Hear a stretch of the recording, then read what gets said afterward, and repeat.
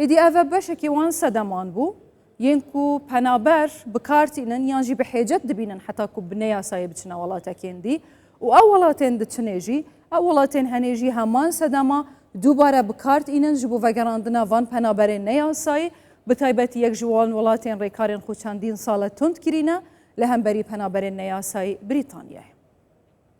ئەوجا لەسەر وێ پرسیڕات وەسم ji hêjeyê Necat Mihemed parêzer û rawêşkarê yasayî li dadgeha penaberan li Brîtanyayê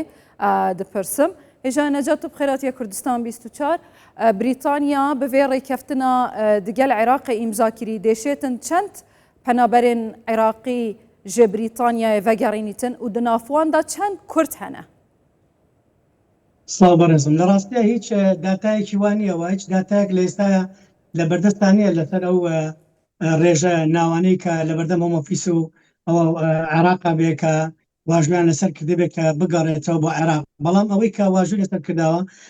گرێبەستێکەکەەوە عێراق پێشتریش هەم بڕیارەی قبول کردووە کەەوە هاوکاری بریتانیا بکە بۆ گەڕانەوەی ئەو کەسانەی کەەوە کەیسەکانیان لەسەر پەنابەری داخراوە چکەم لە وڵاتە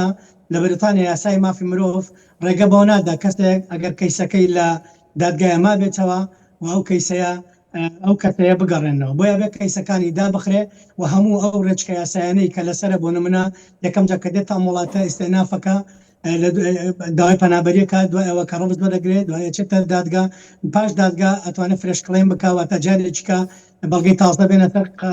ئەو کەیسەی کە داوێتی ئەم هەنگاوانە کۆتای پێدێ ئەو کاتە بەریتانیا ئەو مافە هەیە کە ئەم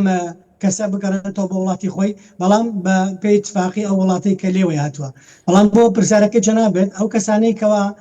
ئەم براری کەیساکە دراوە پێشتر لە ساڵی 2010 جاج برۆس لەیەکێ لە دادگاکانی بەریتانیا ئەو دادوەرە بڕیاری ئەوەی دار کەسێک دۆکۆمنتی عراقی واتە بەڵگەنامەی عراقی پێ نەبێت بۆتان نییە بینێرنەوە بە وڵاتی خۆی واتە بێ ئیستێنافەکەی قبول بکەن و جواب وەربگرێ و جوابش پێڵەن HP 5 ساڵی لەبەرەوەی تاکۆ و کاتێک کە ئەو کەسە یەکلا بێتەوە قەزەکەی بەی خامی 5 ساڵی مێنێتەوە بەڵام ئێستا ئەم بڕیاری کە داوێتی بەریتانیا لەسەر ئەم واژووکردنەی بەڕێز فواد حوسێن و ئەوەی کە وەزارەی ناوخۆدان جارڤیس کە ئەوان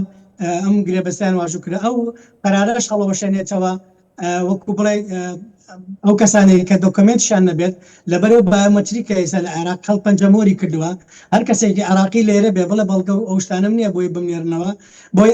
ئەو قەراری دادگایە مەڵتاقێتی بدەنێ و حەقی بدەنە بە پێی یاسای خۆیان کام کەسە بنێرێتەوە وەزارەی ناوخۆ هەڵەسن لەگەڵ عێراق اتفاقکەن پەنجەمۆری ئەم کەسە وەرەگرێنێرن بە عێراق عراق ئەگەر کۆنفێرمیکە واتە تەئید بکە بڵە بڵێمە عێراقیە و هیچ کێشێکی لە دادگاکانی عێراق نییە ئەوە ئەو کاتە ئەو کەسانە ئەنێرنەوە. باشە کاک نەجات ئێستا دەمەوێت بزانم تو وەکو پارێزەرێک لە بریتانیا چەند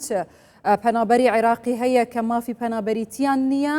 و پلان هەیە کە ئەوانە بگەڕێندرێنەوە لەناو ئەواندا ئایا ژمارەی کوردیان زۆرە؟ لە ڕاستیە ڕێژێکی زۆر لە پەنابەر تاکە لە وتێلەکانی شاماون و ئەوانەیە کە پەنابەری تازەن و کۆمەڵە پەنابەری کە گواستراونەتەوە بۆ خانووی موقت کاتی بەڵام ئەوەی کە تۆ ڕێژەیەک داتایەک ئێستا من داتایەکی پوختت بمێ لەسەرەوە داتایە لە بەردەست منانیە بەڵام ڕێژەکە زۆرە پەنابەر بۆ ئەم لە وڵاتەیە هەر لە ساڵی 2024 زیاتر لە 1900 نەفەر عێراقی خۆی گرێتە ئەم وڵاتەیە و پار 40,000 نەفەر خۆی گرێتە ئەم وڵاتەیە بۆیە ڕێژەکەی زۆرە کەماونێتەوە ڕێژەکە زیاتر لە بۆ 150 بۆ 200,000 پەنابەر زیاتر لە ئێستا ماونەتەوە و ئەم پەنابەرانە بەس عێراقینن بەڵام ئەگەر بێن فۆکسکەنە سەر عێراقیەکان ئەو ڕێژەی عێراقیانەی کە تاکو ئێستاکە پەنابەرەکانیان ڕەفز بووە ئەو پەنابەرانن کە بۆ دیتیشن ئەیان بن ئەوانەی کە ئەیان نێرن بۆ دیتیشن بۆ شۆنی گواستنەوە ئەوانە ئەو کەسانن کە کەیسەکانیان داخراوە بەڵام هەر پەنابەرێک تازە گەشۆتە ئەم وڵاتەوە کەیسەکەی لە پرۆسەیە لە وەزارەی ناوخۆ نایەنێرنەوە لە ڕاستیە هەتاکە ئەو کەیسە یەکلا بێتەوە بەڵام لەسەر ئەوەی کە ئەم پەنابەرانە ئەگەر ئەو دۆکمنتی عێراقیانەی کە هاتنتە وڵاتەتیان ئەمە دۆکمنتی عێراقیمان نییە لەسەر بڕیاری 2010 کە ئەو دادوەرێ جاج بروس کە باسم کرد پێشتر ئاماژەم پێکردە ئەو قەرارێکی دەرکرد بۆ کەسانەی کە بەڵگەنامەیان پێنیە بیان لێنە وڵاتگەی خۆیان لەسەر ئەو چێک پۆینتانە ئەو سەیتەرە و ئەو خاڵی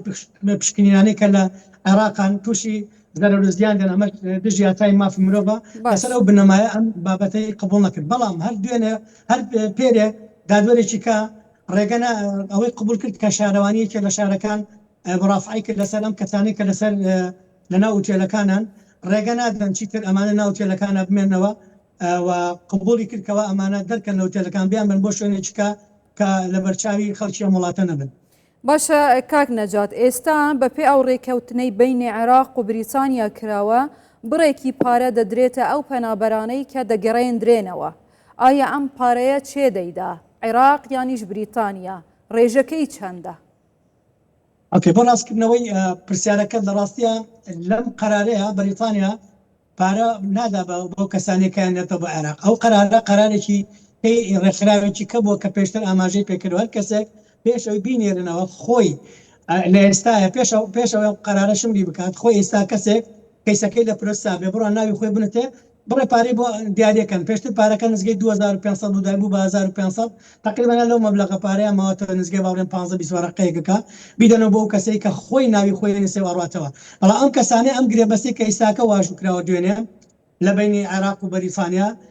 ئەم بەریتانیا هیچ بڕۆپارێک نادا بۆ ئەو کەسە. بەڵام لە ڕێکەوتنەکە عێراق ملزەم کراوە کە پارەکە بدە. ئایا هیچ گەرانتیەک هەیە لەم ڕێکەوتنە یانیش تەرەفی سێیەم وەکو پارێزەران چاودێری بکەن کە عێراق ئەم پارەیە بدە بەو کەسانە لەبەر ئەوەی بەڕاستی لە عێراق هیچ شتێک مای گەرانتی نییە؟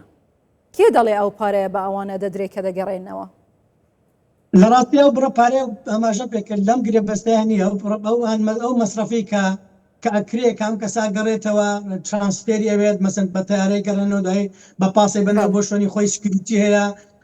بۆی بە زەمان لەبەر یاسای ماکرێ بە زەمان بیگەڕێن کۆستی ئەم سەفەرەی کام کەسە پێچێت بزان چەندێک تەکلیفەکەی لەسەرەکە ئەم بەریتانیا ئەڵێ ماوەکاری ئەو تەکلیفەیە بین لەگەڵ عێراقا ئیترەوە تا ئێستاکە لەسەرەوە اتفاقیان نەکرد بۆ منە نەفرێک گەڕانەوە بە عێراق بە تکری تیارە بۆ بەدیتیشن کە مرکزی گواستنەوە چەند ڕۆژێک ئەمێنێتەوە مەساریفی هەیە و ئەو سکیوریتیانێک کە لەگەڵین و مەساریفی خواردن و هێشتنەوەی ئەو گەشتە تا گاتە وڵاتی خۆی بە پارێزراوی کە واژوویە کاکە گەشتە وڵاتی خۆی و ڕێکخراویان ئەو وڵاتەوەی دەگرێتەوە قبولەکات ئەم مەساریفە. باشە با پرسیاری کوتای ئەمە بێ کاک نەجات جەنابتان پارێزەرن لە دادگایی پەنابەران لە بریتانیا لە خلالی ئەم چەند ساڵی ڕابردوو ئەم ساڵەشی لەگەڵ بێ عێراقیەکان چەند تاوانیان لە بریتانیا ئەنجامداوە لە نێو ئەوان خوانەکە کوردیش لە ناو هەیە چ جوورە تاوانێکیان ئەنجامدایە لەوێ؟ لە ڕاستیە وەکو مەسەرەی کریمینال وەکو جەرایم لە هەموو وڵاتێک جەریمای هەر عێراق بەشدار نیە لەم بابەتە بەڵام ئەگەر ئەم خاڵبەندی کە باسی بکەن لەسەر پەنابەر لەسەر ئەم واژووکردنم قەرارە ئەوەیە بەریتانیا پێی وایە ئەو کەسانی کە گیراون لە قاچاقچەکان زۆربیان ئەوانەی کە پێوە گلاون عراقین و کوردن و بۆی شار زیاتر لە 300 ئۆفیسەری کەی زابوتی کەی ئیزافە کردە سەر 2300 بابوت بۆی کە ئەوان کۆنتترۆلی ئەو بابەتە بکەن چی لە عێراق چی لە فەڕەنسا و چی لە ڕۆژەڵاتی ناوڕاست کەوا کورد پشکێکی بەرەکەوێ لەم بابەتەوە عێراقی شەروەها پێیان وایە مەزدەرێکە بۆ مەزەری قاچاقچێتی بۆ هێنانی خەڵک بۆی ئەمە ئەوان باوەڕیان بۆی ئەو کەسانی کە گیراون لە ڕێ جەریمەی قاچاقچێتیەوە کوردن و عێراقیشن. باشە سپاس دەکەم هێژای نەجات محەممەد پارێزەر و